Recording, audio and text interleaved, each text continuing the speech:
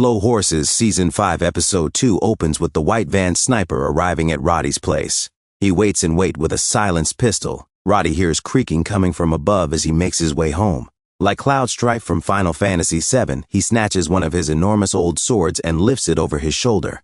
But it's only Jackson Lamb. He is here to see how Roddy is doing, and he is aware that Tara, the young woman who is interested in Roddy, poses the true threat. Shirley is outside keeping watch as Jackson chooses to stay overnight. When the murderer finally appears, armed with a duplicate key that Tara handed him, Roddy and Jackson are prepared for him. But they're not prepared for the white vehicle to pull up and for another masked man to emerge, lay down, put out the fire, and let this assassin escape. It appears like they are Arabic, but Shirley is pursuing them. She recklessly goes it alone, but the man is too powerful and knocks her out even though she roughs him up and sticks him with a needle. The assassin, meanwhile, returns to the vehicle and takes off. Their objective, it seems, was for MI5 to investigate Roddy, but they have another plan in place and are prepared to strike again with a bigger target than Abbotsfield.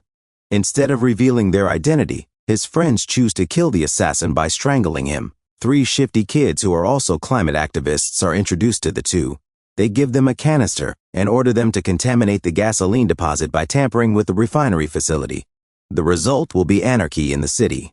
The Arabic men burn their dead comrade's body while the children get ready for work. The last place the park would imagine to search for Roddy and Jackson is a fancy hotel, where they depart. As Jackson goes to the restrooms for a cheeky cigarette break, he asks Roddy to write down everything he can recall about Tara. When River learns about Roddy, he and JK go to become involved and follow up on the address Tara provided Roddy for her apartment.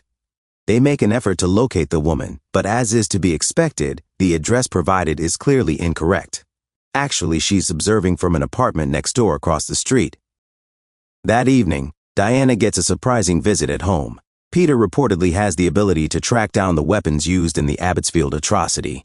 A month ago, the weapon in issue vanished from the Dockland Security Equipment Arms Expo. In order to assist, he gives Diana a list of stolen weaponry, but Diana naturally doesn't believe him. After Diana returns to MI5, Emma tells her about the Roddy Ho apartment incident and gives her the list. When the Slough House gang gets back together at the hotel, Lamb chooses to turn Roddy over to MI5, which gives River enough time to be completely wrecked by Lamb's damning evaluation of his mental state. Lamb is not alone in believing that Roddy has been compromised.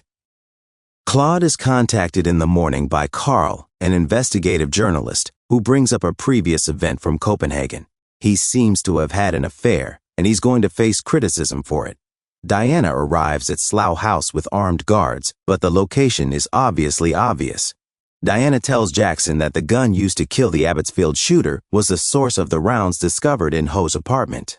Roddy is taken into park, as Slough House is placed into lockdown, when it is discovered that these climate activists had tampered with the gasoline at a nearby refinery factory. There is complete commotion in the morning. Consequently, automobiles begin exploding on the roadway at random.